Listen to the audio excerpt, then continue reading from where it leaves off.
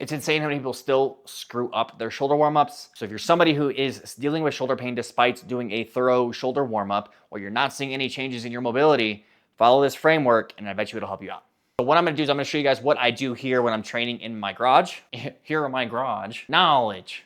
But anyways, what I do in my garage here is probably a little different than if I were training at my office or at the gym, just based on the equipment that I have available. But like I said, it's a framework. There's really 3 parts to this, and you can plug and play any exercises that fit that bill. Now, I don't see this as often, but I still see it in the gym at least once a week, and that is this standing external rotation with your arm at the side. This is doing nothing for your rotator cuff, all right? All we're getting here is an isometric on the bicep in this hammer curl position. Now, if you did want to do a variation of that, we can do a banded or a cable version, right? Where now there's no gravity pulling us this way and all of the force is being directed this direction. That being said, I still think this is a poor place to start when it comes to warming up your shoulders.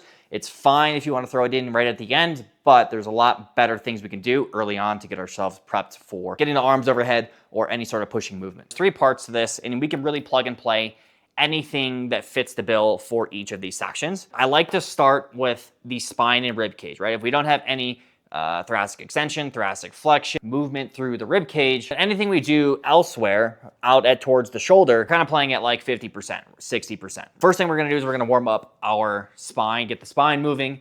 I'll show you guys some variations that I like to do for that. From there, we'll branch out to the shoulder blades, right? Can we get the shoulder blades moving an upward rotation, downward rotation the way we need them to in order to assist us with getting the arms overhead or being depressed enough as we're benching. And then lastly, yes, the glenohumeral joint itself, right? This is where most people start and finish their shoulder mobility, and that is simply some external rotations here at the side, maybe some 90-90 external rotations, whatever it may be. It's totally cool if we're finishing with that, and that's like the final touch. But in reality, it's probably the least important part towards getting improvements in shoulder mobility and stability at the core of things. Now, my go-to for getting movement through the spine, if I'm in the gym, I prefer to do something like a kneeling cable crunch. However, in my garage gym here, we're gonna do a decline sit-up if we're trying to improve flexion extension. If we're trying to improve rotation, then usually it's like some thread the needle stuff. But generally, I'm focusing more on flexion extension. So what that looks like in the garage gym is just some decline crunches from here. And when it comes to the spine, this could be reduced even more to simply some cat camels or whatever spine mobility exercises you enjoy. Now, the next movement is by far one of my favorites, and that is a half kneeling kettlebell windmill. Skill level on this one's a little bit higher if you're new to training or don't have really stable shoulders, but I really like this for getting some upward rotation of the scapula, really forcing the serratus anterior to do its job, also coupling it with some rotation. So what that looks like is the side with the knee up, gets the kettlebell. From here, we're gonna press overhead without arching super hard through the low back. From here, we're gonna come down, rotate the arm out, and back up. Hi, we're filming a video. We're filming a video. Look at that shoulder and hip mobility. Good job, good girl.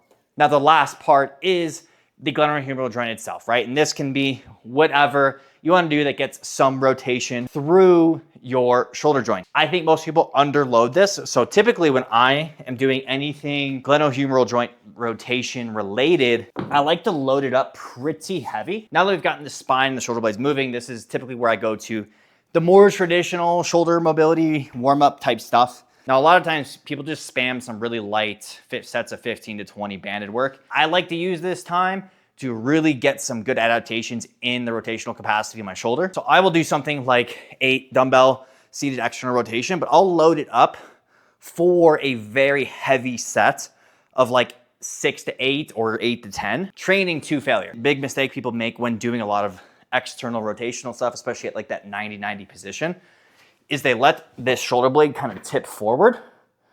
What I want you to think about is this shoulder staying down as we rotate.